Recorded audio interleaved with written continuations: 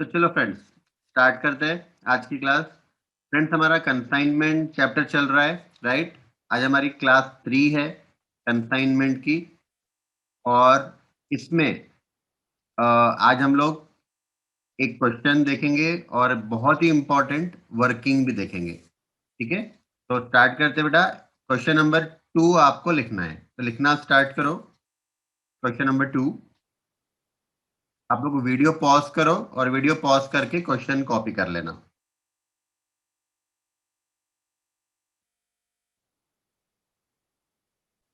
चलो friends format बना लो।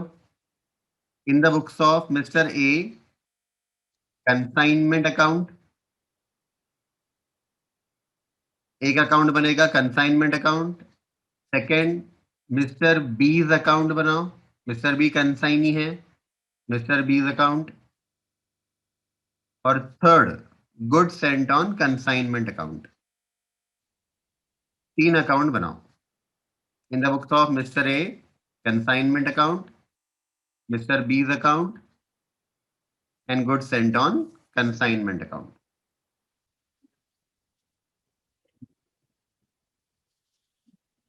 Ready account? हाँ, 3 अकाउंट बनाना है। कौन से? कंसाइनमेंट, मिस्टर बी का अकाउंट, मिस्टर बी कंसाइन ही है, और good sent on consignment account.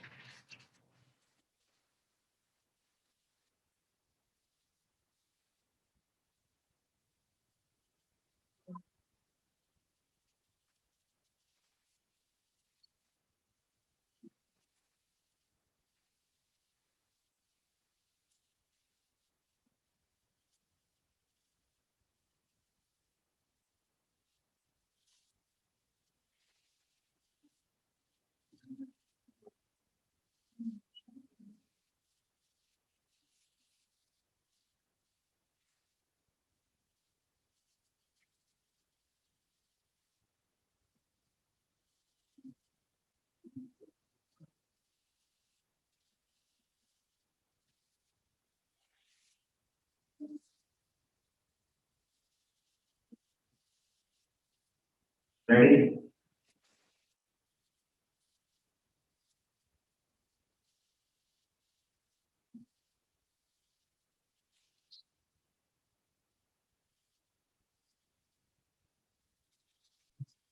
Question देखो। मिस्टर ए ने 5 लाख के गुड्स कंसाइन किए मिस्टर बी को। बताओ एंट्री।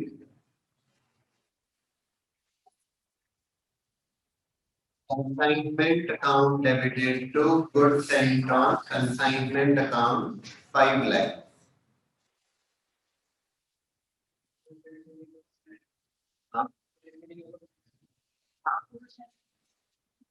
तो ट्रेडिंग का अभी मत लो, उसको बाद में कर लेंगे अपन। अभी खाली इतना करो। Consignment account debit to good sent on consignment account. अच्छा, सेकंड इफेक्ट,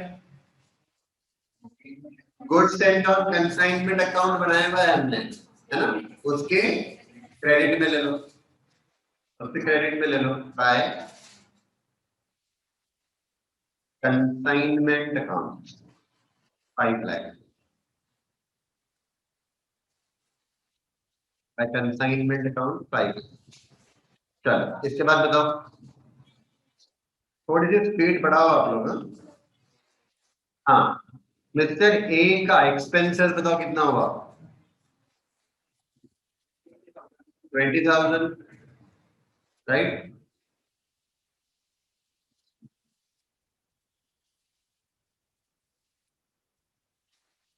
मिस्टर ए का 20,000 एक्सपेंसेस हुआ, एंट्री बनाओ इसकी। Consignment account debited to cash और बैंक अकाउंट 20,000। उसके बाद मिस्टर बी, हाँ कंसाइनी है, मिस्टर बी कंसाइनी है, उसका एक्सपेंसेस कितना हुआ? मिस्टर बी का एक्सपेंसेस, हाँ 10,000 कैरेज और 15,000 क्या है? हाँ चलो, तो बताओ मिस्टर बी के एक्सपेंसेस 10,000 और 15,000 दोनों 25,000। अच्छा, उसमें 10,000 क्या है, रिकरिंग के नॉन रिकरिंग? सोच के बताओ, घाई गड़बड़ नहीं होना। 10,000 क्या है, रिकरिंग के नॉन रिकरिंग? नॉन रिकरिंग है, carriage, loading unloading transportation carriage, ये सब क्या है, नॉन रिकरिंग। गोडाउन का रेंट रिकरिंग। कंसाइनमेंट अकाउंट में दोनों रिकॉर्ड कर रहे हैं। हाँ, जब दोनों ही रिकॉर्ड करना है तो ऐसे क्यों कर रही है, रिकरिंग है ये रिकरिंग है, ठीक है। तो ये जो क्लासिफिकेशन किया है ना, ये हमको वैल्यूएशन में काम में आएगा। क्या वैल्यूएशन करना है?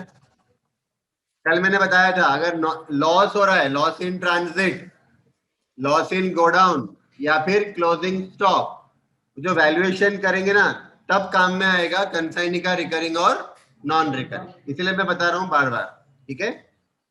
चलो एंट्री बनाओ, consignment account debited to mister B's account. Bracket में आप लोग दोनों प्लस करके बताओ, 10,000 प्लस 15,000। ब्रैकेट में दोनों प्लस करके, ऑडियो ऑफ कर दो बेटा।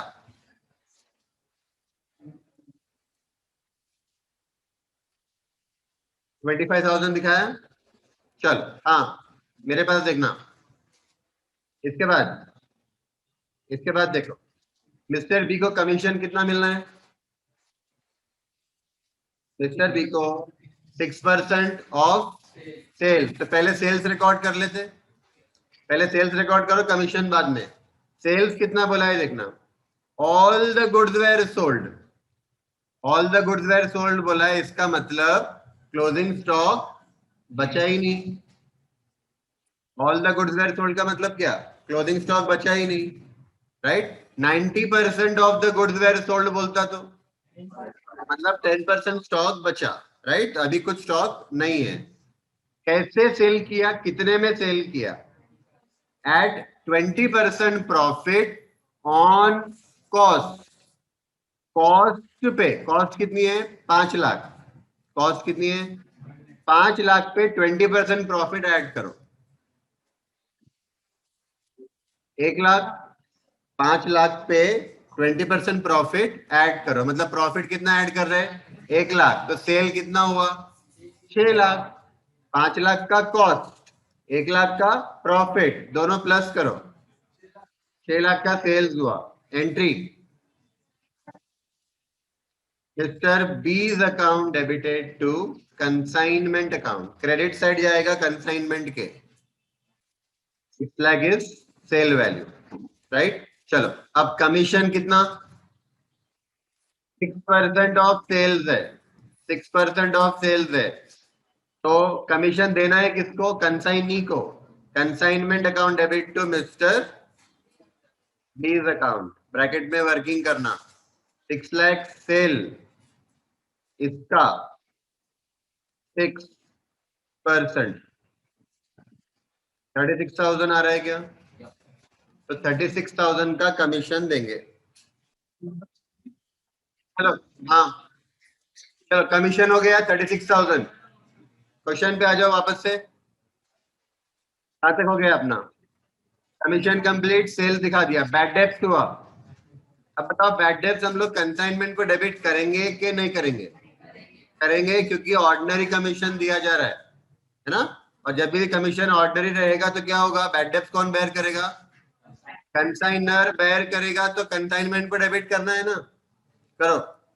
कैसे करेंगे बोलो, टू मिस्टर बीज अकाउंट। हाँ, मिस्टर बीज अकाउंट, मैंने बताया था ना बेटा कि जो बैड डेब्ट्स का पैसा है उतना मिस्टर बी कम पे करेगा ना। बैड डेब्ट्स किसको बेयर करना है, कंसाइनर को, राइट। कंसाइनर को बेयर करना है, इसका मतलब क्रेडिट साइड देखो, सेल्स कितना हुआ, 6 लाख। बैड डेब्ट्स कितना हो रहा, 8,000। तो आप बताओ, कंसाइनी को कैश कितना मिला होगा कस्टमर से, कलेक्शन कितना आया होगा? 6 लाख का सेल हुआ, 8 लाख का बैड डेब्ट्स हो गया, 8,000 का बैड डेब्ट्स हो गया, मतलब 5,92,000 रुपीज का कलेक्शन आया, राइट।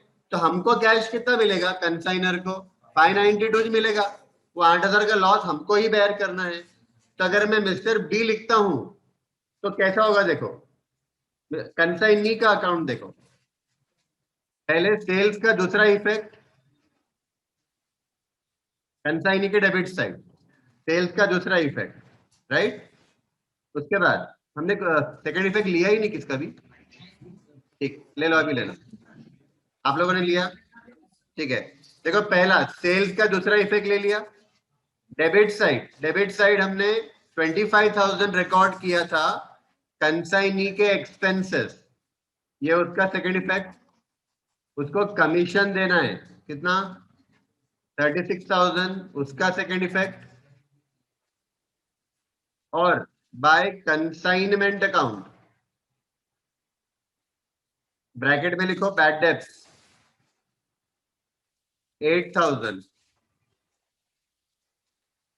अब देखो मैंने डेबिट में कितना लिखा है अमाउंट, 6 लाख रुपए, क्रेडिट में कितना लिखा है 8,000। तो मुझे कंसाइनी से 8,000 कम आएंगे, इसके लिए मुझे क्रेडिट करना पड़ेगा कंसाइनी को 8,000। अगर 8,000 क्रेडिट नहीं किया तो क्या होगा, तो फिर मैं ये बता रहा हूं कि मुझे 6 लाख रुपए आना चाहिए। 6 लाख तो नहीं आना चाहिए ना, 8,000 कम आना चाहिए।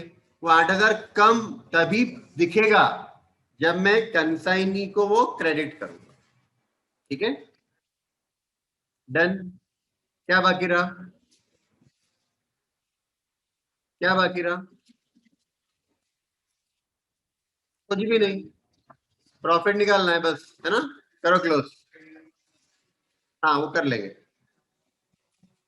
क्लोज करो। 6 लाख प्रॉफिट आ रहा है कि लॉस आ रहा है, प्रॉफिट आ रहा है कितना, 11,000 का प्रॉफिट। प्रॉफिट कहाँ जाएगा, to general profit and loss account.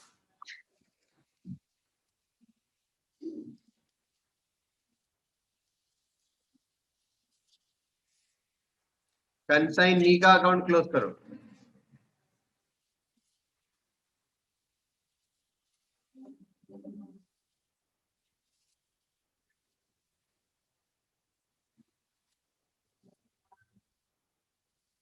I31 आ रहा क्या, balance 531 by balance carried down.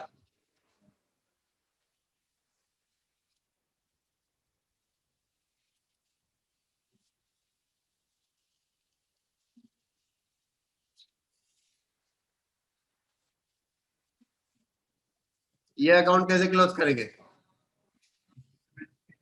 इसको ट्रेडिंग को ट्रांसफर कर दो टू ट्रेडिंग अकाउंट।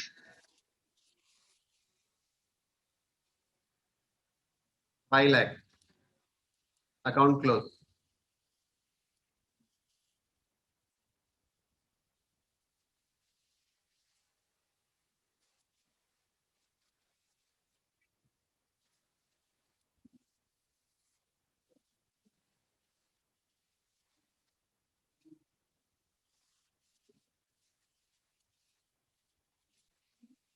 बोलो, कोई डाउट है क्या, हाँ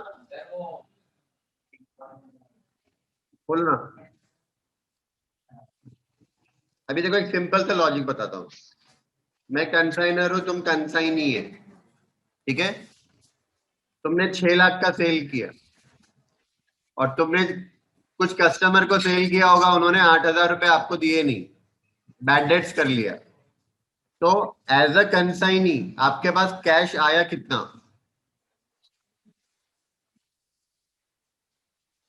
सबको समझा क्या वो 8,000 वाला पॉइंट, हाँ। अगर डेल क्रेडिटर कमीशन होता तो वो रिकॉर्ड ही नहीं कर देगा, बैड डेट्स को रिकॉर्ड ही नहीं कर। डन, आगे बढ़ेंगे।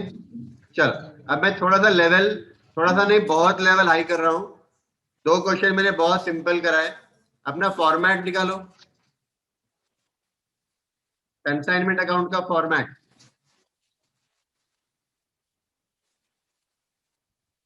फॉर्मेट के क्रेडिट साइड में देखो, फॉर्मेट के क्रेडिट साइड में अभी तक के दोनों क्वेश्चन में सिर्फ क्या आया था क्रेडिट साइड में?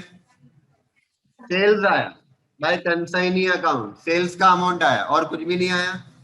और क्या आ सकता है?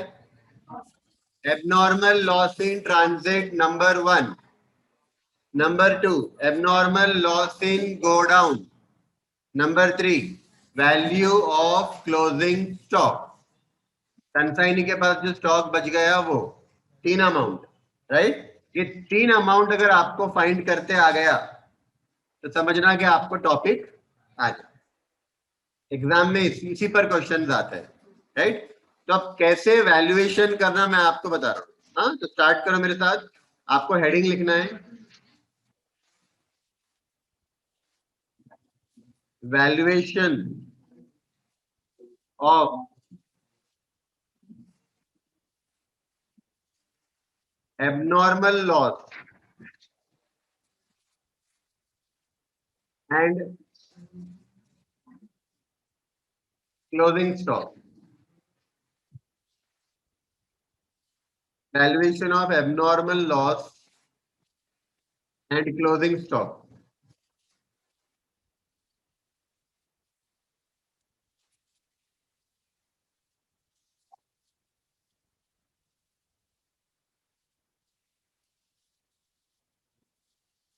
दो कॉलम बनाओ आप लोग, 3 कॉलम बनाओ। एक कॉलम पर्टिकुलर बड़ा रहेगा, half page, more than half page, half page का बनाना।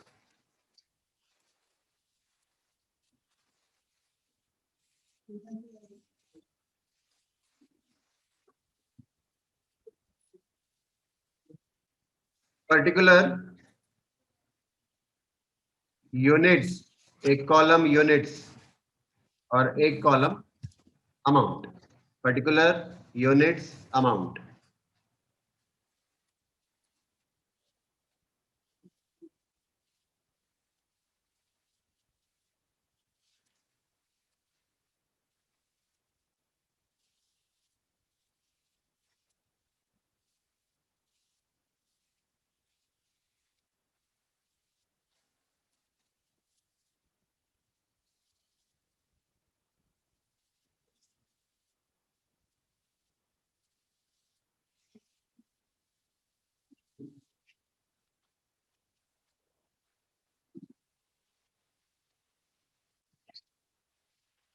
करेंगे स्टार्ट।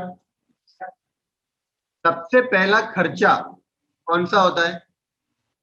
सबसे पहला खर्चा कॉस्ट ऑफ गुड्स वाला खर्चा। अगर मैं अपना पिछला एग्जाम्पल दिखाऊं, पिछला एग्जाम्पल 5 लाख क्या है?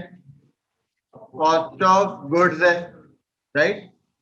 Cost of goods consigned. हाँ, तो हमको स्टार्ट करना है यहां से मेरे साथ साथ। Cost of goods consigned, cost of goods consigned, right. अब मैं ना आपको समझाने के लिए यहाँ पे यूनिट्स का और अमाउंट का कॉलम बना रहा हूं वापस से, आप लोग मत बनाना, ठीक है।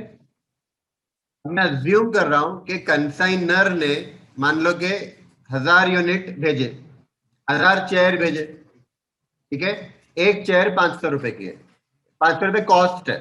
500 रुपए क्या है? कॉस्ट है। कल वाला एग्जाम्पल पे मत जाओ।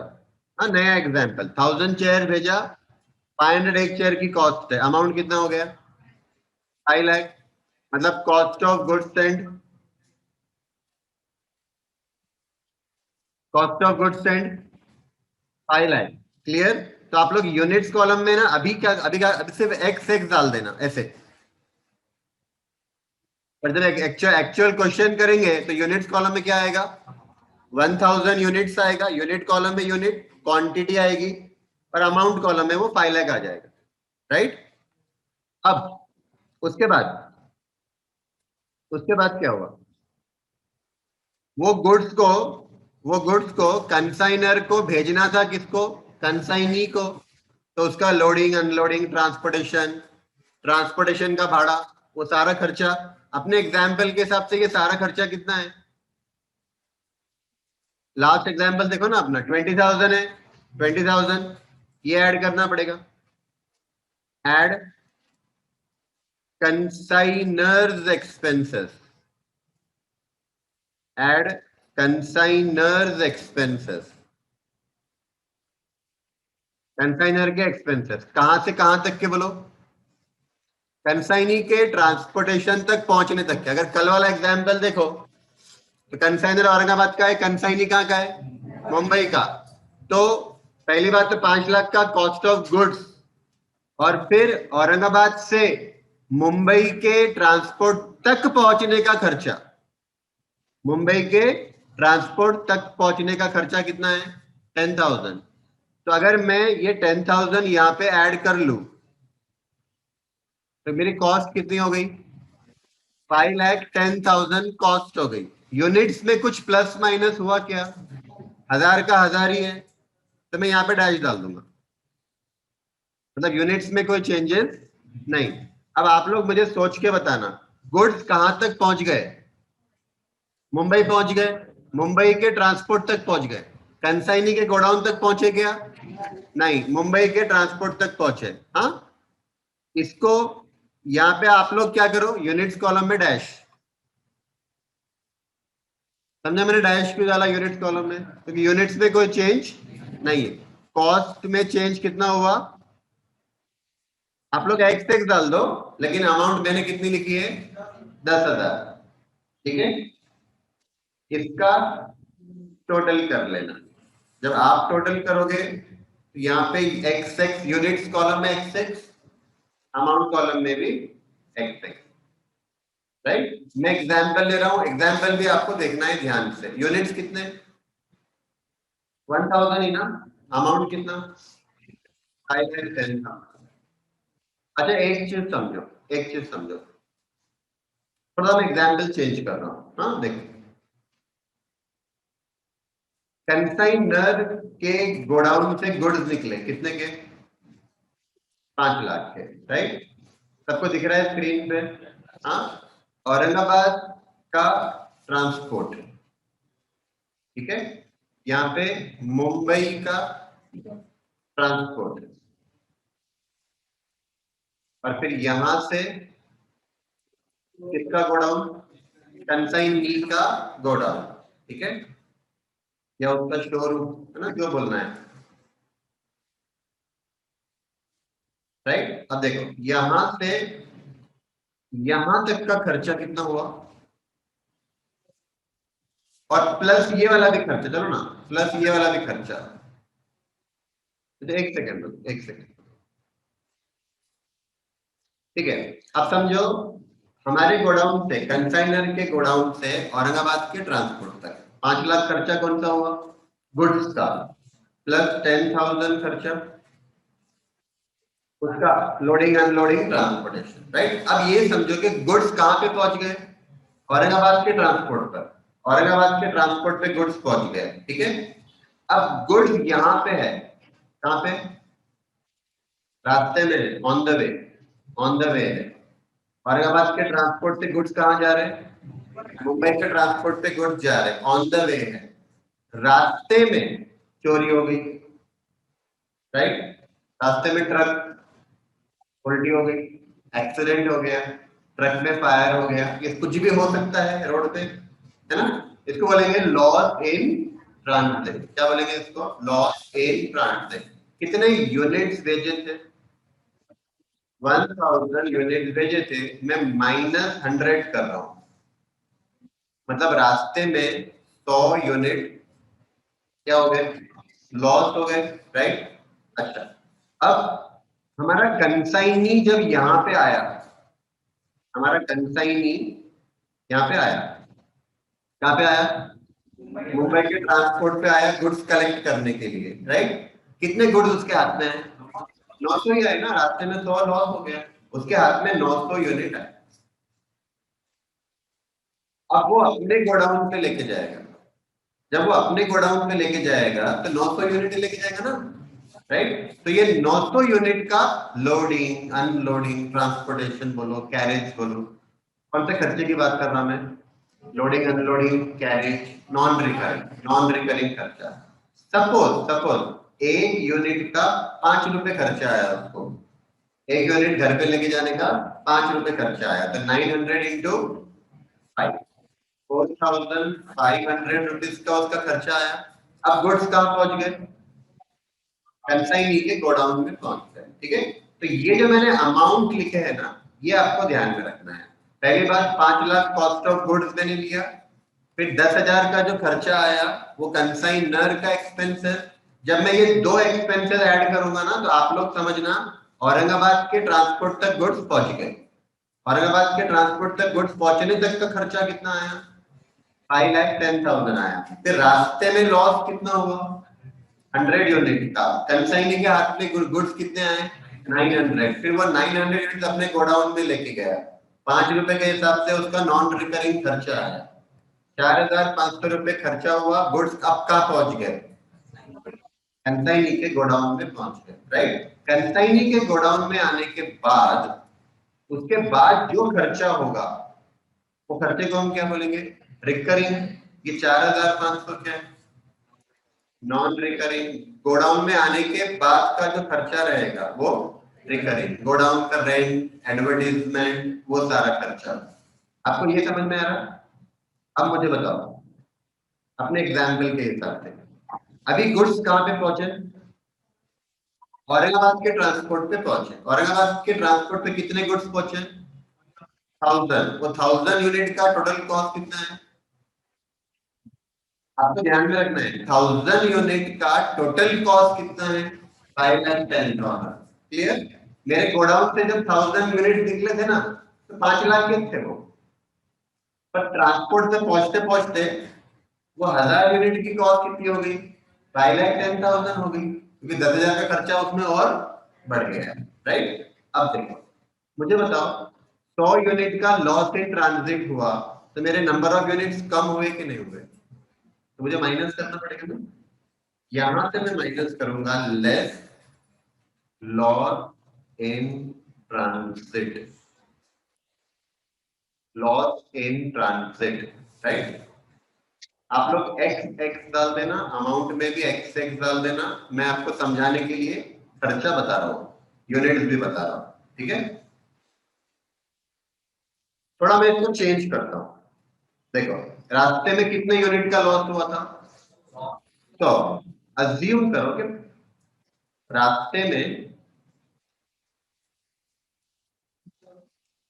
50 यूनिट्स, सुनो, रास्ते में 50 यूनिट्स का loss in transit, loss in transit 50 units, और माइनस कर रहा हूं मैं रास्ते में 2 यूनिट्स माइनस कर रहा हूं। 50-50 मैंने 2 बार माइनस किया, राइट। पहली बार जो 50 माइनस किया ना, वो लॉस इन ट्रांजिट है, रास्ते में नुकसान हो गया, एक्सीडेंट, फायर। दूसरा जो मैंने 50 यूनिट माइनस किया है ना, वो गुड्स इन ट्रांजिट है। देखो दोनों में डिफरेंस है। Goods in transit, goods in transit का मतलब होता है कि वो लॉस नहीं है, पर अभी भी ट्रांसपोर्ट में है, अभी भी ट्रांसपोर्ट में है, कंसाइनी को मिला नहीं। अच्छा देखो, ऐसा हो सकता है क्या, कंसाइनी ने 1000 यूनिट भेजे, तो रेलवे वालों ने क्या किया, 950 यूनिट एक ट्रेन से भेजा, 50 यूनिट दूसरे ट्रेन से भेजा। पॉसिबल है ऐसा? पॉसिबल है प्रैक्टिकली। तो जो 50 यूनिट दूसरे ट्रेन से गए, वो ट्रेन पहुंची नहीं अभी तक। कंसाइनी आया मुंबई में, रेलवे पे वो गुड्स कलेक्ट करने के लिए आया, पर जो ट्रेन में 50 यूनिट है, वो ट्रेन अभी तक पहुंची ही नहीं। मतलब वो 50 यूनिट अभी भी ट्रांजिट, रास्ते में है, उसको हम क्या बोलते हैं? गुड्स इन ट्रांजिट, अभी भी रास्ते में है। तो कंसाइनी जब लेने के लिए आया, तो वो पहली ट्रेन पहुंच गई थी जिसमें 950 यूनिट थे, पर वो 950 में से बेटा 50 यूनिट का तो लॉस इन ट्रांजिट हुआ। तो कंसाइनी के हाथ में कितना आया? 900 आया। समझ रहा? कंसाइनी के हाथ में 900 क्यों आए? क्योंकि 50 यूनिट का लॉस इन ट्रांजिट हो गया। 50 यूनिट अभी लॉस नहीं है, पर पहुंचे नहीं अभी तक। मैं पहुंच गया लेने के लिए, पर अभी तक गुड्स पहुंचे नहीं। तो मैंने कितने कलेक्ट किए ट्रांसपोर्ट से? कंसाइनर ने कितने कलेक्ट किए? 900, राइट। तो देखो, एक मैंने क्या माइनस किया? Loss in transit 50 unit. कितने यूनिट? 50 यूनिट। आप मुझे बताओ 1000 यूनिट का कॉस्ट कितना था? 5,10,000 था। 5,10,000 था। प्रपोर्शनेट, प्रपोर्शनेट 50 यूनिट का कॉस्ट कितना होगा? प्रपोर्शनेट 50 यूनिट का कॉस्ट कितना होगा? प्रपोर्शनेट मतलब क्रॉस मल्टीप्लाई। आता ना क्रॉस मल्टीप्लाई करना हमको। 1000 यूनिट का कॉस्ट 5,10,000 है। 50 यूनिट का कॉस्ट कितना? बोलो। 25,500 आ रहा क्या? Yes sir. 25,500 ये 50 यूनिट का वैल्यू है। ये 50 यूनिट का वैल्यू है। Value of abnormal loss. Value of abnormal loss, right. अच्छा, और 50 यूनिट कहाँ अटक गए? ट्रांजिट में, रास्ते में है अभी भी। क्या बोलेंगे इसको? Goods in transit. लॉस कहाँ बोल रहा बेटा मैं? गुड्स इन ट्रांजिट है, वो लॉस नहीं है। वो लेट पहुंचेगा, आएगा, आएगा, पर लेट पहुंचेगा। अभी मैंने कलेक्ट किया क्या वो? नहीं। तो जो गुड्स इन ट्रांजिट होता है ना, उसको हम क्लोजिंग स्टॉक मानते हैं। It's a closing stock. तो जो मुझे मिल गया वो भी क्या है? मिल गया और बच गया, तो क्लोजिंग स्टॉक। जो रास्ते में है वो भी क्लोजिंग स्टॉक। ये लॉस नहीं है। लॉस सिर्फ वो 50 यूनिट है जो लॉस इन ट्रांजिट। समझ रहा? मिलेंगे ना, जब मिलेंगे तब रिकॉर्ड करेंगे ना। अभी नहीं मिले मेरे को, अभी नहीं मिले। ठीक है, इसका भी अमाउंट लेस करना पड़ेगा। 50 यूनिट गुड्स इन ट्रांजिट है, इसका वैल्यू कैसे आएगा? फिर वैसे ही क्रॉस मल्टीप्लाई करके। 1000 यूनिट का कॉस्ट 5,10,000 है, तो 50 यूनिट का कॉस्ट कितना? वही 25,500 आएगा। अच्छा, मैं आपको और एक ट्रिक बताता हूँ कैसे करना। अपनी 5,10,000 कॉस्ट है 1000 यूनिट की, तो कैलकुलेटर पे करो आप लोग। 5,10,000 को 1000 से डिवाइड करो। 5,10,000 को 1000 से डिवाइड करो। 1 यूनिट का कॉस्ट कितना आ रहा है? 510 रुपए आ रहा है।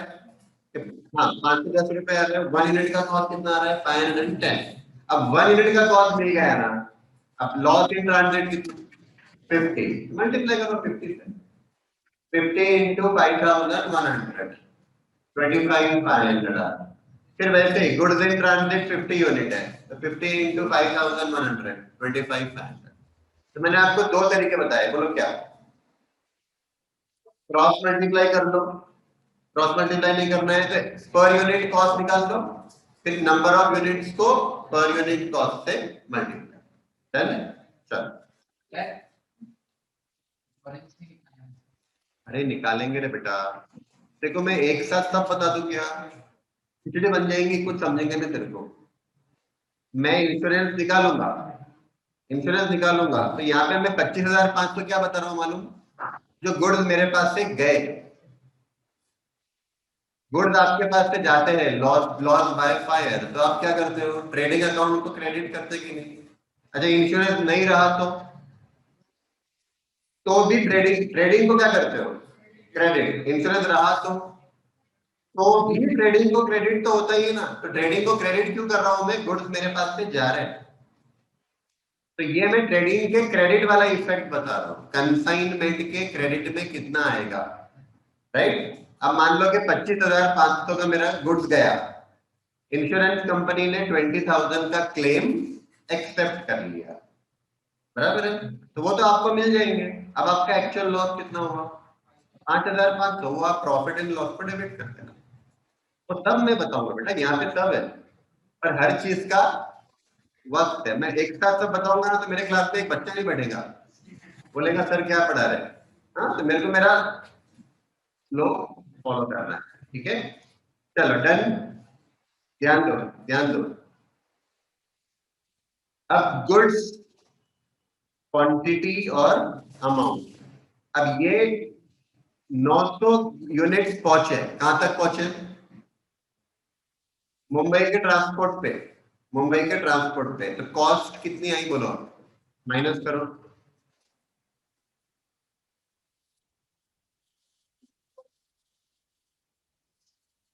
460, 4,59,000 आ रहा है क्या? देखो 4,59,000। अच्छा 4,59,000 को 900 से डिवाइड करके देखो, अभी भी वो 5,100 ही आएगा। नहीं, 510 ही आएगा। पहले कितना था एक यूनिट का कॉस्ट? अभी भी वो वही रहेगा। क्यों सेम है बताया? सेम क्यों है? क्योंकि कॉस्ट में कुछ चेंज नहीं हुआ ना। टोटल कॉस्ट पहले भी 5,10,000 थी, पर 5,00,000 एक कॉस्ट है, 10,000 एक कॉस्ट है, और कोई खर्चा ऐड लेस हुआ क्या? नहीं हुआ, तो 510 ही वो रहेगा। अभी गुड्स कहाँ पहुंच गया बताओ? मुंबई के ट्रांसपोर्ट पे हमारा कंसाइन नहीं आया, मुंबई के ट्रांसपोर्ट पे गुड्स लेने के लिए कितने यूनिट हाथ में है उसके? 900 है। अब वो 900 यूनिट, अच्छा एक काम करते हैं, इसका मैं हेडिंग लिख लूं, क्या लिखते हैं यहाँ पे? कॉस्ट, आप लोग भी लिखो, cost of goods, cost of goods received by consignee, cost of goods received by consignee, ठीक है। अब इसमें क्या करेंगे? ऐड। अब कौन सा खर्चा इनकर होगा? कंसाइनी वो 900 यूनिट को अपने गोडाउन में लेके जाएगा, खर्चा कौन सा आएगा? Non recurring.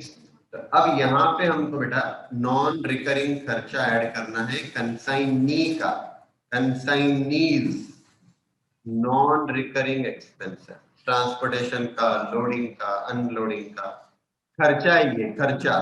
खर्चे से यूनिट्स में कुछ फर्क पड़ने वाला है क्या? यूनिट्स बढ़ेगा कम होगा कुछ? नहीं। तो यूनिट्स कॉलम में डैश, एक्सपेंसेस से कुछ खर्च यूनिट्स में चेंज नहीं होता। हाँ, यहाँ पे अमाउंट आ जाएगा, यहाँ पे अमाउंट आ जाएगी। अब मैंने जो एग्जाम्पल लिया है वो एग्जाम्पल के हिसाब से 900 यूनिट कंसाइनी को मिले, 5 रुपए के हिसाब से उसका ट्रांसपोर्टेशन का खर्चा कितना आया? 4,500, राइट, 4,500। अब अगर मैं ये खर्चा ऐड कर दूं, अब आप लोग बताओ गुड्स कहाँ पहुंच गए? कंसाइनी के गोडाउन में पहुंच गए, राइट। तो यहाँ लिखेंगे हम लोग cost of goods reach at godown, तो अंडरलाइन भी कर लेना, cost of goods reach at godown, ठीक है था। Cost of goods received by consignee.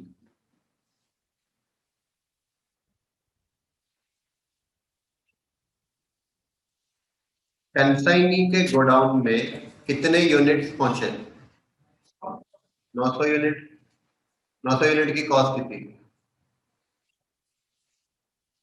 900 unit की कॉस्ट कितनी? 4,63,500, 463,500, राइट। तो कंसाइनी के गोडाउन में पहुंचते पहुंचते गुड्स की कॉस्ट कितनी होगी? 463,500। अगर 463,500 को 900 से डिवाइड करके देखो, 515 रुपए आता। 463,500 को 900 से डिवाइड करके देखो, 515 आता। तो 510 तो पहले से कॉस्ट थी ना अपनी, और 5 रुपए अपना खर्चा बढ़ा ना ट्रांसपोर्टेशन का, 5 रुपए पर यूनिट। पहले 510 पर यूनिट था, 5 रुपए से बढ़ गया 515 पर यूनिट। यहाँ तक क्लियर है क्या? चलो अब देख, कंसाइनी के गोडाउन में गुड्स आने के बाद क्या हो सकता है? वहां पे रिकरिंग एक्सपेंसेस हो सकते हैं, है ना। लेकिन हमको वो एक्सपेंसेस को यहाँ पे ऐड नहीं करना, रिकरिंग एक्सपेंसेस को ऐड नहीं करना है। क्यों नहीं करना है, उसका सिंपल सा रीजन है। डेप्रिसिएशन टॉपिक में मैंने बताया था, मशीनरी जब खरीदते हैं हम लोग तो उसके अंदर कौन से कॉस्ट ऐड करते हैं, रेडी टू यूज हुआ तब तक का खर्चा ऐड होता है, उसके बाद का खर्चा ऐड नहीं होता है। यहाँ पर सेम लॉजिक है, मटेरियल आया, गोडाउन में पहुंचा, तब तक का खर्चा उसमें ऐड होगा, गोडाउन में पहुंचने के बाद का खर्चा उसमें ऐड नहीं होता। इन्वेंट्री के वैल्यूएशन का रूल है ये। अब इमेजिन करो ना, गोडाउन का रेंट दे रहे हैं तो क्या मटेरियल का कॉस्ट बढ़ता क्या अपना? नहीं, गोडाउन का रेंट मटेरियल का कॉस्ट कोई रिलेशन नहीं। समझ में आ रहा है? ठीक है, तो कौन कहां तक के खर्चे ऐड करने हैं, हमारे कंसाइनी के गोडाउन में पहुंचने तक का खर्चा यहाँ पे ऐड होगा। इसके लिए मैंने आपको कंसाइनी के एक्सपेंसेस को दो पार्ट्स में डिवाइड करके बताया था, नॉन रिकरिंग और रिकरिंग। तो कौन सा खर्चा यहाँ पे ऐड कर रहे हैं हम लोग, सिर्फ नॉन रिकरिंग, सिर्फ नॉन रिकरिंग। रिकरिंग खर्चा यहाँ पे ऐड नहीं होगा। लेकिन जब मैं कंसाइनमेंट अकाउंट बनाऊंगा, कंसाइनमेंट अकाउंट बनाऊंगा तो डेबिट साइड में फिर मैं रिकरिंग नॉन रिकरिंग सारे खर्चे बताऊंगा। यहाँ पे सिर्फ कौन सा खर्चा ऐड होगा, नॉन रिकरिंग। अब ध्यान देना, अब ध्यान देना, गोडाउन में गुड्स आ गए, गोडाउन में आने के बाद भी वहां पर भी लॉस हो सकता है, गुड्स लॉस बाय फायर, चोरी हो सकती है, बहुत सारे लॉस हो सकते हैं। मैं क्या कर रहा हूँ, लॉस को यहाँ पे दो टाइप के लॉस बता रहा हूँ, आप लोग ध्यान से देखो। पहले मैं नॉर्मल लॉस बता रहा हूँ, राइट, उसके बाद में एबनॉर्मल लॉस लूंगा। अभी मैंने क्या लिया है, नॉर्मल लॉस लिया है। अच्छा, ये जो लॉस इन ट्रांजिट अपना हुआ था कि ऊपर, है ना, जो लॉस इन ट्रांजिट हुआ था ना ऊपर, इसको भी आप एबनॉर्मल लिख लो, ये भी एबनॉर्मल लॉस इन ट्रांजिट है। नॉर्मल लॉस, एबनॉर्मल लॉस, ठीक है। तो अभी गोडाउन में आने के बाद सबसे पहले मैंने लॉस कौन सा माइनस किया है, नॉर्मल, उसके बाद मैं कौन सा माइनस करूंगा, वो करूंगा मैं एबनॉर्मल लॉस करूंगा। इसके पहले आपको ये जानना जरूरी है, लॉस के टाइप्स कितने हैं। तो लॉस दो टाइप के हैं, एक है नॉर्मल और एक है, आप लोग लिखना स्टार्ट करो मेरे साथ, नोट डालना है आपको,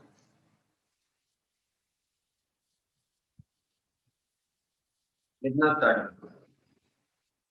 नोट डालकर, दो टाइप के लॉस है, नॉर्मल लॉस, एबनॉर्मल लॉस।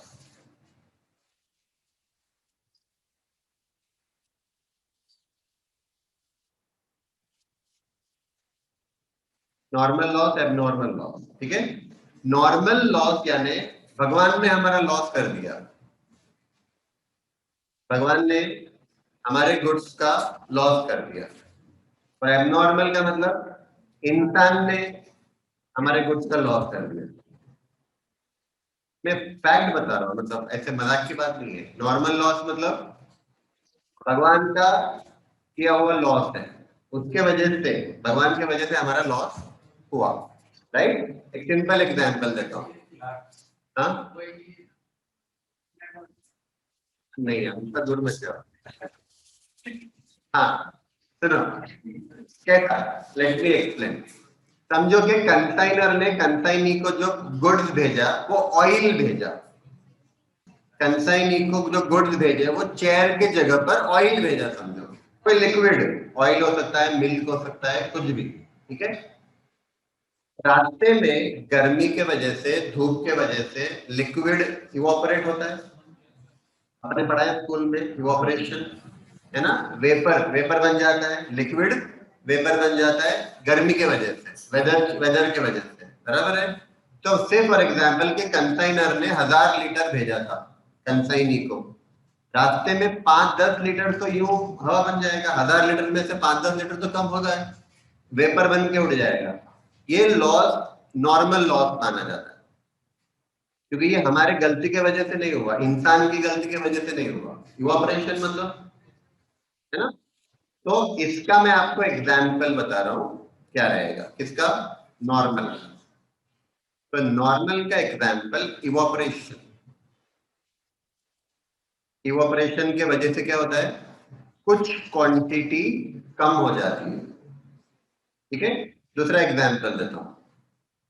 आप लोगों ने नोटिस किया होगा बहुत बार हम लोग कुछ कपड़े वपड़े खरीदते हैं, राइट? तो एक दो बार उसको वॉश किया तो क्या होता, वो सिकुड़ जाता।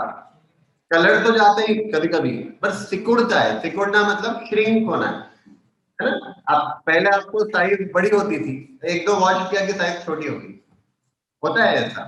लकड़ी लकड़ी भी श्रिंक होती है वेदर चेंज होने से, समझ में आ रहा है? तो क्लॉथ, वुड, ये श्रिंक होता है। तो पहले 1 मीटर का था, अब वो छोटा हो गया, तो लॉस ही हुआ ना। ये लॉस, ये लॉस श्रिंकेज बोलते हैं इसको। सिकुड़ना हिंदी में लिखना है तो लिख के रखो।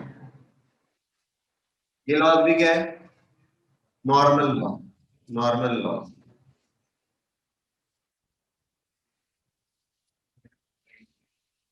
अपन धो रहे, बराबर है ना? पर वेदर चेंज होने की वजह से हुआ। लकड़ी का एग्जाम्पल। तो कपड़े धो मत फिर कभी, है ना? बाजू में बैठेगा ही नहीं अपने, धोना तो पड़ेगा ना। ठीक है, समझ में आ रहा? तो shrinkage is example of normal loss. अच्छा, एबनॉर्मल लॉस किसके वजह से? हमारी गलती के वजह से, है ना? इसमें भगवान का कोई रोल नहीं है, हमारी गलती है, राइट? अब इसके एग्जाम्पल समझो। फायर हो गया, एक्सीडेंट हो गया, ठीक है, चोरी हो गई, चोरी हो गई, थेफ्ट, एक्सेट्रा। ये सारे सारे लॉस क्या है? सारे एबनॉर्मल लॉस। ये आपको समझ में आ रहा है क्या? हाँ, दूसरा पॉइंट नंबर 2 समझो। ये एग्जाम्पल जो लिया ना मैंने, पॉइंट नंबर 1 है, ठीक है? पॉइंट नंबर 2, नॉर्मल लॉस जो होते हैं वो अनअवॉइडेबल होते हैं, एबनॉर्मल लॉस होते हैं अवॉइडेबल। क्या मतलब इसका? नॉर्मल लॉस को आप चाहकर भी अवॉइड नहीं कर सकते, मतलब ये लॉस अगर होने वाला है तो होने ही वाला है, हो गई। इसको आप कंट्रोल अवॉइड नहीं कर सकते, लेकिन abnormal loss can be avoided. Fire avoid कर सकते, एक्सीडेंट अवॉइड कर सकते, चोरी हो रही अवॉइड कर सकते। अवॉइड करना मतलब कुछ मेजर्स लो, मेजर्स लेके आपको उसको होने से रोक सकते हो, बराबर है? थर्ड, थर्ड, नॉर्मल लॉस की कोई वैल्यू नहीं होती है। Normal loss does not have any value, जबकि एबनॉर्मल लॉस की वैल्यू होती है। नॉर्मल लॉस की वैल्यू नहीं होती, ठीक है? वैल्यू नहीं होती है नॉर्मल लॉस की, इसका मतलब उसकी एंट्री भी नहीं होती है। जर्नल एंट्री पास करने के लिए क्या चाहिए? अमाउंट। उसका अमाउंट है ही नहीं, बोल रहा हूं मैं।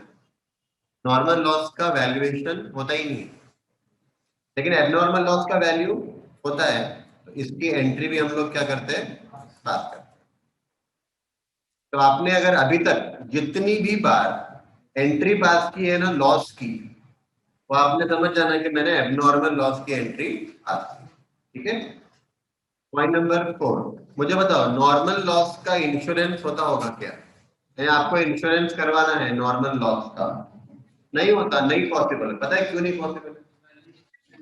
एक तो रीजन ये है कि वैल्यू नहीं है, सेकंड रीजन क्या है? उसको अवॉइड नहीं कर सकते ना, वो होने ही वाला है। जो लॉस होने वाला है उसका इंश्योरेंस कंपनी करेगी क्या? इंश्योरेंस नहीं होता, समझ में आ रहा है? लेकिन जो लॉस अनएक्सपेक्टेड है, कभी भी हो सकता है, एबनॉर्मल लॉस जैसा, ठीक है, तो ये एबनॉर्मल लॉस का इंश्योरेंस होता है। फायर का होता है इंश्योरेंस, थेफ्ट का होता है, एक्सीडेंट का होता है, राइट? तो नो इंश्योरेंस और इंश्योरेंस। जब मैं इंश्योरेंस लिख रहा हूं आप समझ जाओ इंश्योरेंस होता है। पूरा लिखना है तो लिख लो, इंश्योरेंस होता है, वैल्यू होती है, ठीक है? Last point number 5, normal loss expected होता है। Normal loss is expected. Expected मतलब आपको पता है कि ये लॉस होने वाला है, ठीक है। एबनॉर्मल लॉस जो होता है वो अनएक्सपेक्टेड होता है, मतलब आपको पता नहीं होता अनलेस एंड अनटिल आप खुद ही फैक्ट्री में आग लगा रहे हो तो ठीक है, अदरवाइज आपको पता नहीं होगा कि कब ये होने वाला है। ये आपको समझ में आ रहा है क्या? हाँ, वापस से एक बार, normal abnormal. Normal evaporation shrinkage example, abnormal के फायर, थेफ्ट, एक्सीडेंट, ये सारे, ठीक है। नॉर्मल अनअवॉइडेबल होता है, आप उसको रोक नहीं सकते, वो होने वाला ही है ना, क्योंकि वो भगवान कर रहा है मतलब वो होने ही वाला है। नॉर्मल एबनॉर्मल आप अवॉइड कर सकते हो। पॉइंट नंबर 3, नॉर्मल की कोई वैल्यू, नई वैल्यू है, नो वैल्यू, तो no insurance, no insurance, no journal entry, right. Abnormal की वैल्यू होती है, उसका इंश्योरेंस भी होता है और उसका जर्नल एंट्री भी पास कर सकते हैं। नॉर्मल को आप, नॉर्मल होने वाला है और बहुत हद तक कितना होने वाला है ये भी आप जान सकते हो। नॉर्मल लॉस एक्सपीरियंस से बता रहा हूं, मेरा एक्सपीरियंस नहीं, जिनके पास वो लॉस हो रहा है। हाँ, अब नेचुरल कैलामिटी में ये क्वेश्चन एक्सपेक्ट कर रहा था, नेचुरल कैलामिटी एबनॉर्मल में आता, ठीक है। अब आपके माइंड में ये चल रहा होगा कि अर्थक्वेक को हम कैसे अवॉइड कर सकते हैं, है ना, आ रहा है क्वेश्चन। तो सुनो, देखो, जो भी, सुनो, जो भी नेचुरल कैलामिटीज है, कौन सी, अर्थक्वेक, फ्लड आ गया, ड्रॉट हो गई, सुनामी आ गई, राइट। हाँ, तो ये सारे के सारे नेचुरल कैलामिटी एबनॉर्मल में आते हैं। अब एबनॉर्मल में मैंने लिखा अवॉइडेबल, तो आप सोच रहे होंगे कि मैं कैसे अवॉइड कर सकता हूँ। तो हमको अवॉइड सुनामी को नहीं करना है, हमको सुनामी को अवॉइड आप नहीं कर सकते। सुनामी होने से मैं गुड्स को बचा सकता हूं कि नहीं? बचा सकते हैं। आप प्रोटेक्शन दो ना उसको, अच्छे से भारी भरकम वॉल्ट में रखो, अच्छा लोखंड का कबर्ड रखो, वाटर प्रूफ बनाओ, पानी अंदर घुसना नहीं। इसका होता है बेटा, सुनामी का इंश्योरेंस होता है। हाँ, मैं देता हूँ इंश्योरेंस, अगर तेरे घर तुम्हारे पास सुनामी हुई नहीं तो आई विल रीपे यू, ठीक है, मुझे प्रीमियम दे दो तो। सुनामी, फ्लड, देखो, जो भी जो भी अनएक्सपेक्टेड है उसका इंश्योरेंस होता है। एक्सपेक्टेड मतलब क्या, होने वाला है, जो लॉस होने वाला है उसका इंश्योरेंस इंश्योरेंस कंपनी नहीं करती, वो करेगी तो बंद हो जाएगी, जो सब लोग कराने पड़ेंगे ना। तो मेरे पास लॉस होने वाला है तो मैं जाऊंगा इंश्योरेंस कराने के लिए, वो नहीं करेंगे। समझ में आ रहा है? ठीक है, अब मुद्दे पे आओ। नॉर्मल लॉस अगर गोडाउन में होता है तो मुझे बताओ, क्वांटिटी कम हो जाएगी। 1000 लीटर भेजा था कंसाइनर ने, रास्ते में 10 लीटर इवापोरेट हो गए, 10 लीटर कम हुए कि नहीं हुए? क्वांटिटी कम, मैंने बताया उसका वैल्यू नहीं होता है। नॉर्मल लॉस का वैल्यू नहीं होता है, मैंने अभी आपको लिखाया।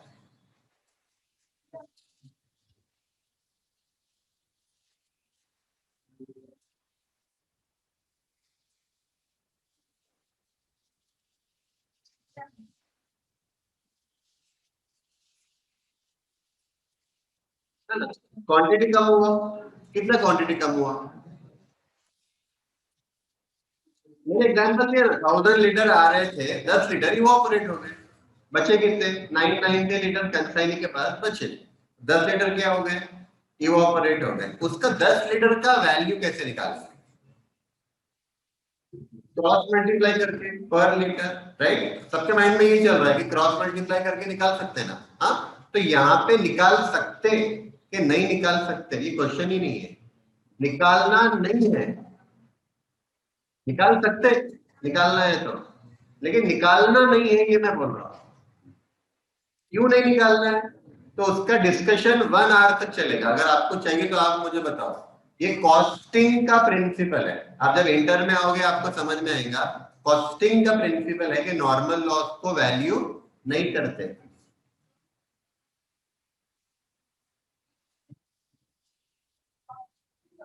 हाँ, लॉस बहुत कम है इसके लिए क्या नहीं, चलो ठीक है ना, 100 लीटर का नॉर्मल लॉस हो गया, अब तो क्वांटिटी बड़ा है, नाउ व्हाट, फिर भी मैं बोल रहा हूँ कि उसका वैल्यू नहीं। अच्छा, मेरे को खाली 5 मिनट दो, मैं तुमको बताता हूँ कि क्यों हमने उसका वैल्यू नहीं लिया। और एबनॉर्मल का वैल्यू लेना, नॉर्मल का वैल्यू नहीं लेना, ये आपको याद भी रखना पड़ेगा, ट्रू और फॉल्स में आ सकता है। क्या आएगा ट्रू और फॉल्स में? Normal loss have value false, right, normal loss have value false, right. ये सारे पॉइंट देखो कि सारे पॉइंट में से ट्रू और फॉल्स बन सकता है। Normal loss is avoidable, normal loss is avoidable, false unavoidable मैंने लिखा है, ठीक है। चलो मुझे खाली कंप्लीट करने दो, मैं तुम्हारे सारे डाउट्स क्लियर करता हूँ। हाँ, तो मैं जो बोल रहा हूँ उतना यस बोलो, यस बोलो, यस। नॉर्मल लॉस की क्वांटिटी कम कर देंगे, अमाउंट नहीं आएगा, उसका वैल्यू नहीं आएगा। अब मैं एग्जाम्पल ले रहा हूँ, समझो 50 यूनिट का नॉर्मल लॉस हो गया, क्वांटिटी कम करनी पड़ेगी, अमाउंट देखो, अमाउंट डैश, कितने बच्चे बताओ, यूनिट बचे 850, 850 की यूनिट क्या होगी 463,500, 850 यूनिट बचे, उसका अमाउंट कितना हो गया 463,500। अब ध्यान दो, एबनॉर्मल लॉस हुआ फायर की वजह से, चोरी की वजह से एबनॉर्मल लॉस हुआ, तो क्वांटिटी भी लेस करेंगे, अमाउंट भी लेस करेंगे। एबनॉर्मल लॉस हुआ तो क्वांटिटी भी लेस करेंगे, अमाउंट भी लेस करेंगे। नॉर्मल लॉस हुआ तो क्वांटिटी लेस करेंगे, अमाउंट आएगा नहीं, डैश डाल देना। तो लेट्स से 50 यूनिट का एबनॉर्मल लॉस हुआ, चोरी हो गई। अब ये 50 यूनिट का वैल्यू कैसे लेंगे? 50 यूनिट का वैल्यू कैसे लेंगे? तो क्रॉस मल्टीप्लाई करके, क्रॉस मल्टीप्लाई करके। हाँ, अब मैं वही बोलूं, मेरे पहले कौन सी क्वांटिटी है, 50 के पहले कौन सी क्वांटिटी है, 850 लेके, 850 की कॉस्ट है 463,500, 50 की कॉस्ट कितनी,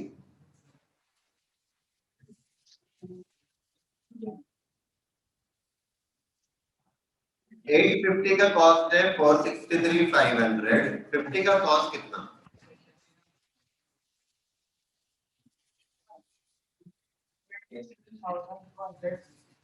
200, 54, 27,264 आ रहा है, ठीक है, पॉइंट में आ रहा है तो राउंड कर लो, 5 कर दो उसको, चलो 27,265। अब बताओ कितना बचा, क्वांटिटी कितनी बची, 800 बची, इसकी कॉस्ट बताओ कितनी,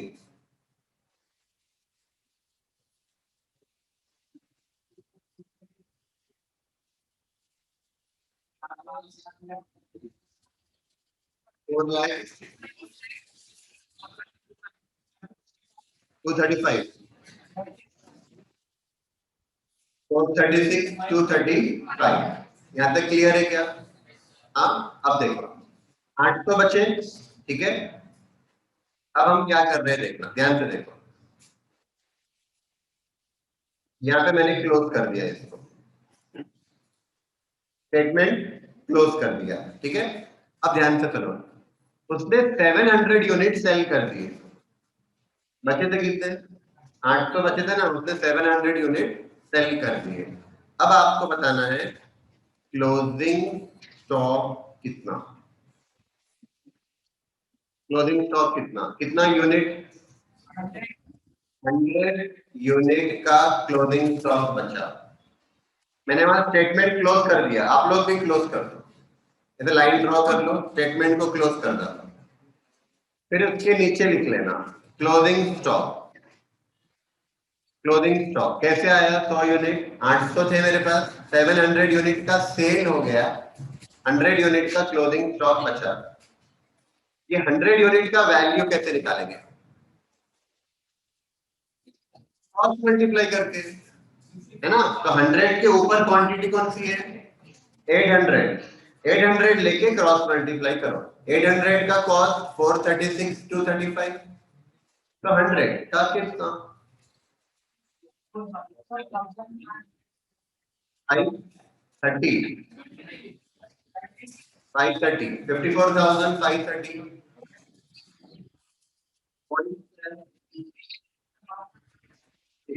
ठीक है, 54,529। ओके। हाँ, ये हमको क्लोजिंग स्टॉक का कॉस्ट मिला। क्या मिला? क्लोजिंग स्टॉक का कॉस्ट मिला। आप लोगों ने फाइनल अकाउंट में पढ़ा होगा क्लोजिंग स्टॉक का value cost market value whichever is less से होता है, बराबर है। ये हमने पढ़ा था sale of goods on approval के टाइम पर भी, याद है क्या? तो अब ये जो 54,529 आया वो 100 यूनिट का कॉस्ट आया। मुझे क्या करना है? ये क्लोजिंग स्टॉक का मार्केट वैल्यू देखना है। क्लोजिंग स्टॉक का मार्केट वैल्यू, ठीक है। क्लोजिंग स्टॉक की market value,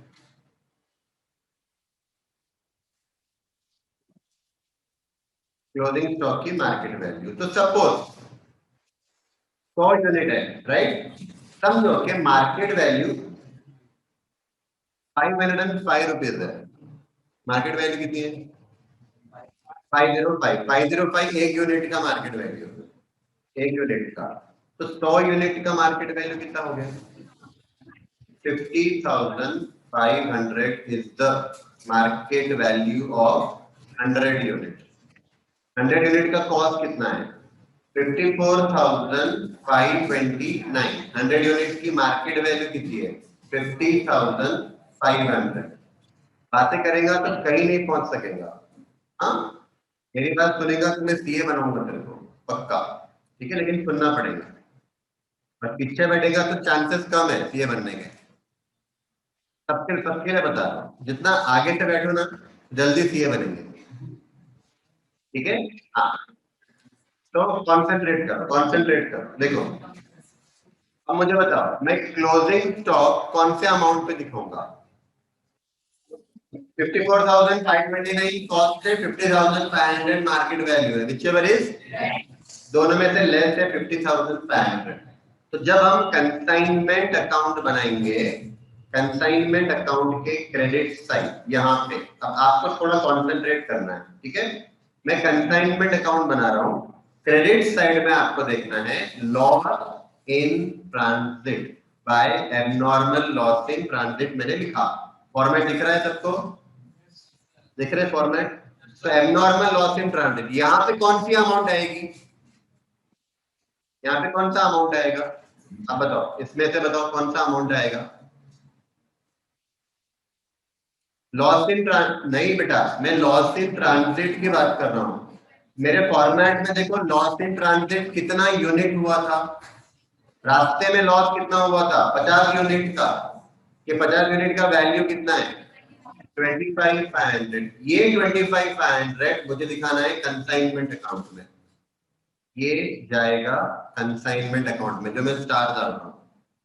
loss in transit के सामने का देखो, ये समझ में आ रहा है क्या पॉइंट आपको? उसके बाद एबनॉर्मल लॉस इन गोडाउन कितना हुआ था? 50 यूनिट हुआ था।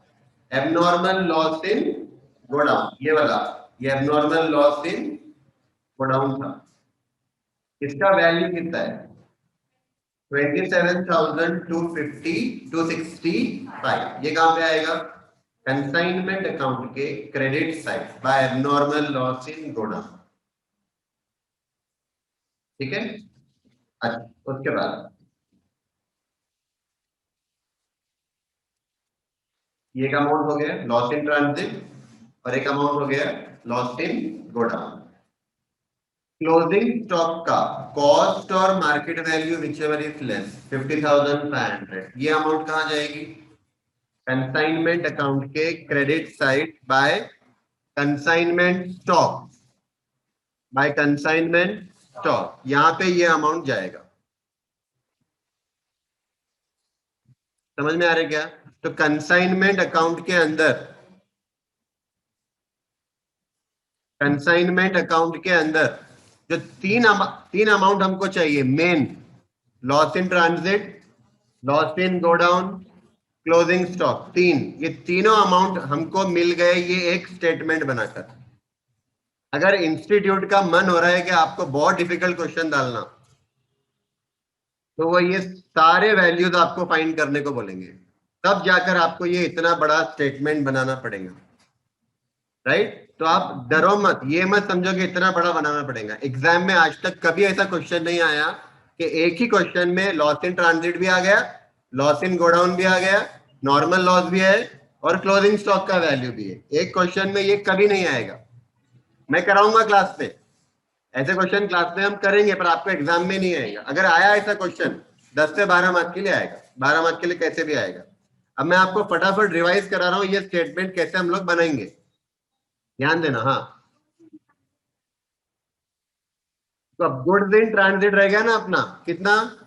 25,500, बराबर है। ये जो गुड्स इन ट्रांजिट है ये भी क्लोजिंग स्टॉक है, जो मुझे मिल गया मेरे गोडाउन में बच गया वो भी मेरा क्लोजिंग स्टॉक, और जो रास्ते में है वो भी क्लोजिंग स्टॉक। तो उसको मुझे मिलाना है, दोनों प्लस करना है। क्या क्या प्लस करूंगा मैं? ये 25,500 गुड्स इन ट्रांजिट, और नीचे ये दोनों का विचेवर इज लोअर 50,500, दोनों प्लस करो और कंसाइनमेंट के क्रेडिट साइड लिखो। समझ में आ रहा है क्या? हाँ, चलो अब फटाफट ध्यान दो, मैं एक एक को खड़े करके पूछूंगा, बताओ मेरे को फॉर्मेट कैसा है, तो आपको ध्यान देना है। हाँ, सबसे पहले स्टार्ट कैसा करेंगे हम लोग? कॉस्ट ऑफ गुड्स कंसाइंड से स्टार्ट करेंगे। यहाँ पे आपको अंडरलाइन करना है कॉस्ट को। क्यों अंडरलाइन करना है मैं ये आपको बाद में बताऊंगा, अभी आप लोग अंडरलाइन करके रखो।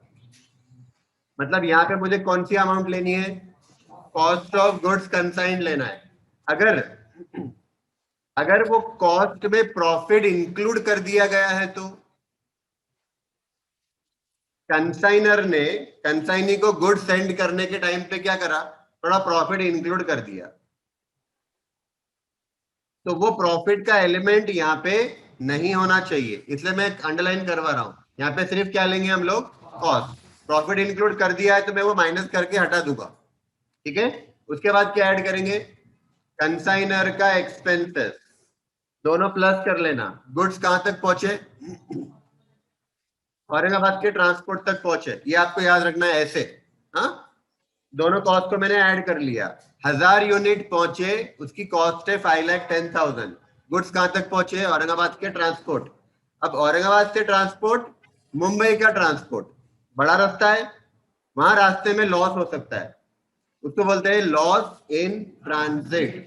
तो अगर लॉस इन ट्रांजिट है या गुड्स इन ट्रांजिट है, दोनों मुझे यहां से माइनस करना है। क्या क्या? Loss in transit, goods in transit, quantity भी माइनस करेंगे, कॉस्ट भी माइनस करेंगे। कॉस्ट कैसे लाएंगे? क्रॉस मल्टीप्लाई करो, कॉस्ट आ जाएगा, बराबर है। हमारे एग्जाम्पल के हिसाब से 50 यूनिट का लॉस इन ट्रांजिट, 50 यूनिट का गुड्स इन ट्रांजिट। मुंबई के ट्रांसपोर्ट पे कंसाइनी गुड्स लेने के लिए आया, उसको कितने मिले? 900 यूनिट्स मिले। कॉस्ट कितनी है उसकी? 4,59,000 कॉस्ट है। मैंने हेडिंग में क्या लिखाया था पर्टिकुलर में? Cost of goods received by consignee. Mumbai के ट्रांसपोर्ट पे कंसाइनी को कितने यूनिट्स रिसीव हुए, कितने मिले? 900 यूनिट मिले, बराबर है। अब कंसाइनी क्या करेगा? वहां से वो गुड्स लेके जाएगा अपने गोडाउन को, तो फिर वो ट्रांसपोर्टेशन खर्चा आएगा ना, नॉन रिकरिंग का खर्चा, तो वो ऐड करना पड़ेगा ना। वो हमने खर्चा ऐड कर दिया, देख लो आप लोग कितना खर्चा ऐड किया।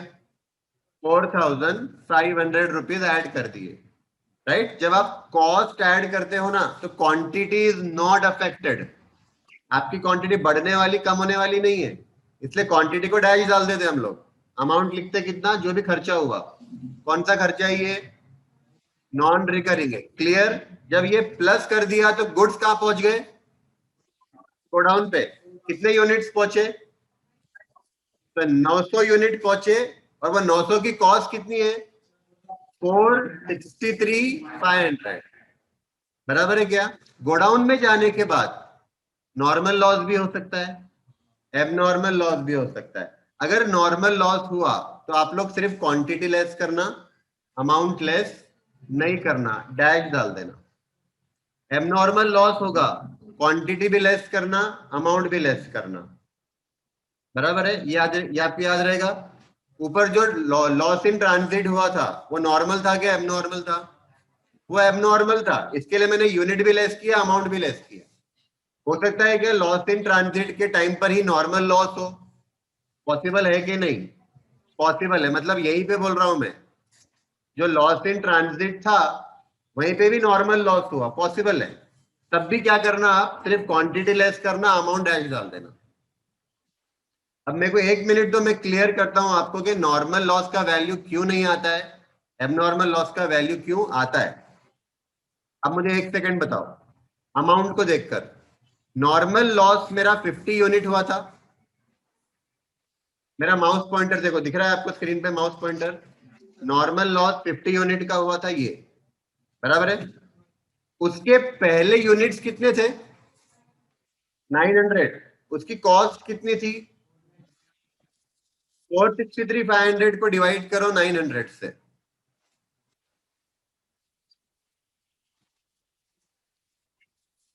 515। तो 515 रुपीज क्या है, एक यूनिट का कॉस्ट, एक यूनिट का कॉस्ट, राइट। अब 50 50 यूनिट का नॉर्मल लॉस हुआ, उसके बाद क्वांटिटी कितनी बची, 850। उसका कॉस्ट कितना है, 463,500 ही है। उसका मुझे पर यूनिट कॉस्ट बताओ कितना आ रहा, 463,500 डिवाइड बाई 850, 545.29, ये आया कॉस्ट पर यूनिट। अभी सिर्फ मैं बता रहा हूं, बाद में एक्सप्लेन करता हूं, अभी देख लो। उसके बाद 50 यूनिट का अपना एबनॉर्मल लॉस हुआ था, ये वाला, ये वाला, बराबर है। वो एबनॉर्मल लॉस के पहले कॉस्ट पर यूनिट कितनी थी, 545.29, राइट। वो 50 यूनिट के बाद क्वांटिटी कितनी बची, 800 बची। मुझे उसका कॉस्ट पर यूनिट आप लोग निकाल के बताओ, 436,235 divided by 800,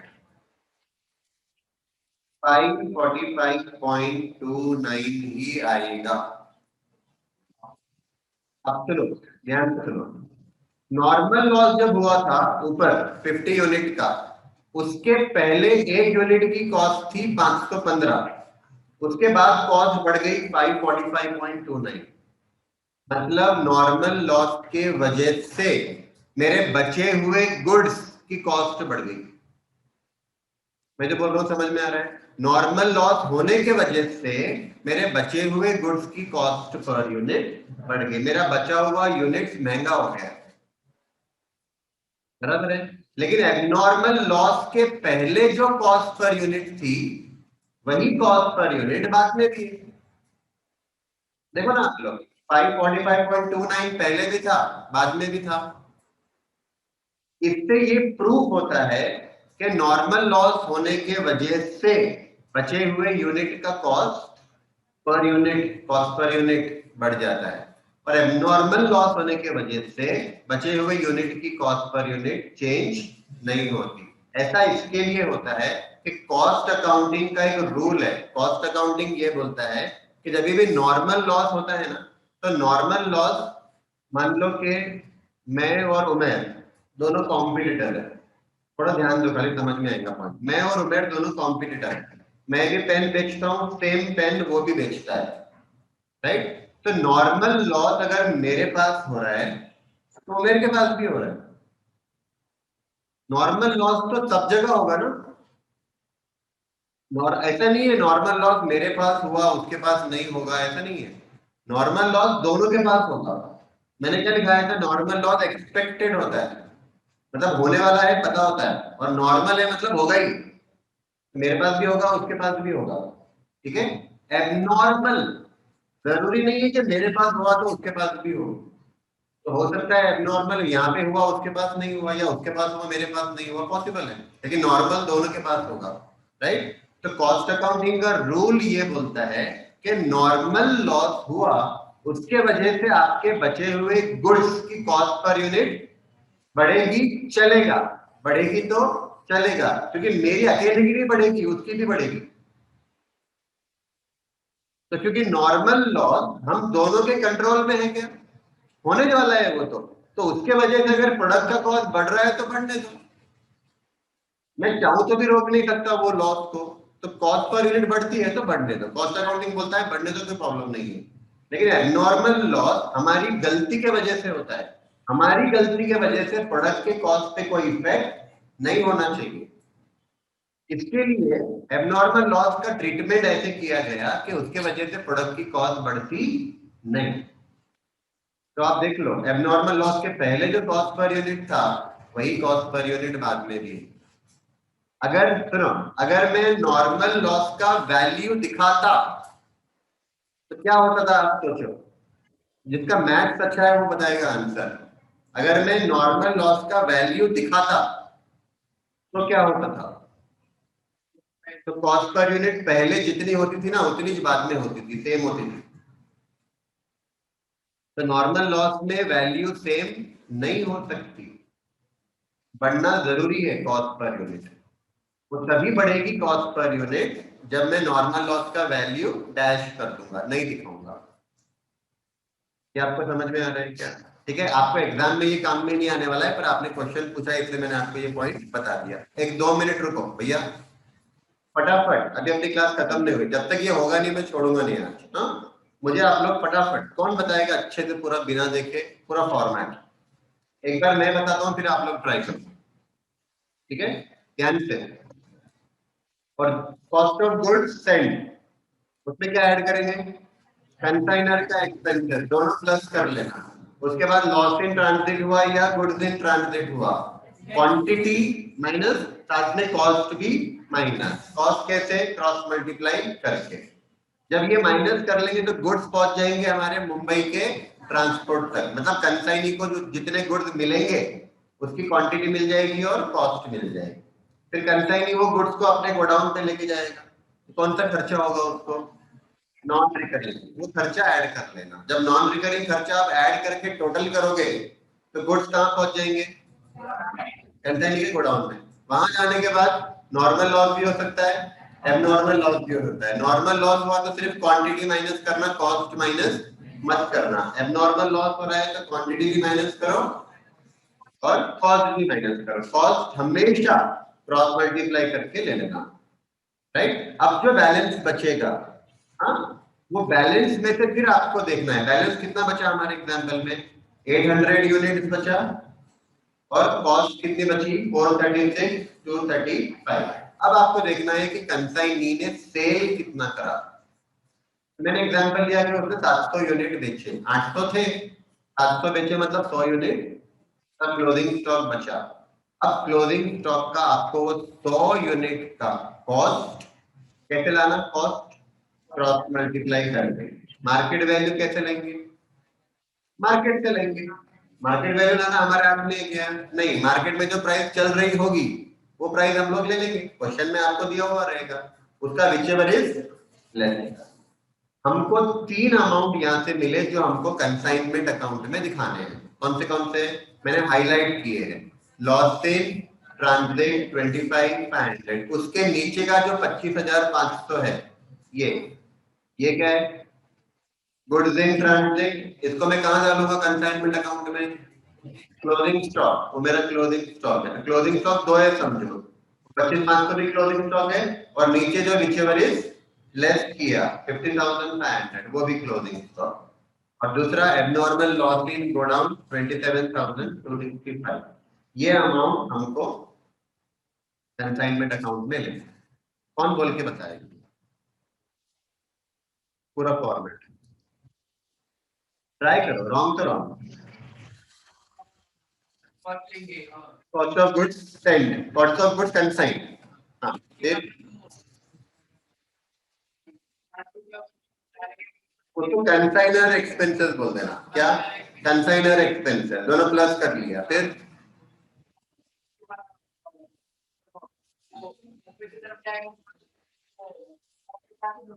loss in transit हो सकता है और गुड्स इन ट्रांजिट, दो पॉसिबिलिटी है। दोनों क्या करने का, क्वांटिटी भी माइनस और कॉस्ट भी माइनस, अमाउंट भी निकाल के माइनस, दोनों माइनस। फिर अब गुड्स कहां पहुंच गए? मुंबई के ट्रांसपोर्ट पे। अब कंसाइनी में लेने आया, ले लिया, लेके अपने